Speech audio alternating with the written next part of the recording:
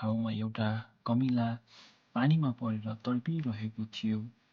उक्त पास्टरले त्यो कमिलालाई बचाउनको निम्ति आफ्नो हात लम्काउँदै गर्दा त्यो विश्वासी भाइले, पास्टर बुवा, त्यो कमिलालाई नबचाउनुहोस् किनभने त्यसले तपाईँलाई टोक्छ।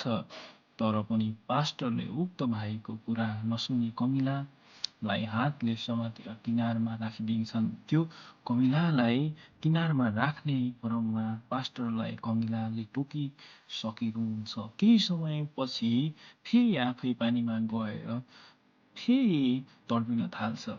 त्यो कमिला फेरि पनि त्यस कमिलालाई जमिनमा पास्टरले राखिदिन्छन्। एक पटक पनि कमिलाले पास्टरलाई टोकिसकेको हुन्छ।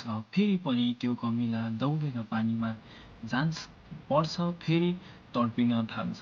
घरिघरि पास्टरले त्यस कमिलालाई जमिनमा राख्छन्। फेरि राख्ने क्रममा त्यसले टोक्छ।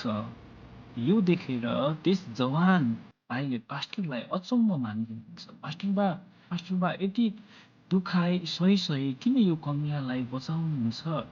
यस कमिलाको टोकाइबाट हजुरलाई पीडा भएको छैन? पास्टरले मुस्कुराउँदै भन्छन्।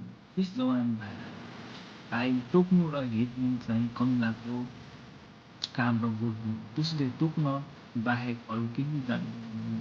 कमिलाले अवश्य टोक्छ नै र आपतमा परेकालाई बचाउनु, सहायता गर्नु चाहिँ मेरो काम हो, कर्तव्य हो। पास्टरको कुरा सुनेर त्यो जवान भाइ प्रभावित भए।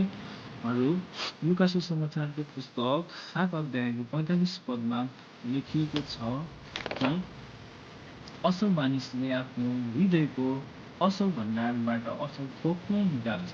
दुष्ट मानिसले आफ्नो हृदयको दुष्ट भण्डारबाट दुष्ट थोक नै निकाल्छ। किनकि जुन कुराबाट हृदय भरिएको हुन्छ त्यही मुखबाट निकाल्छ। यो प्रसङ्गबाट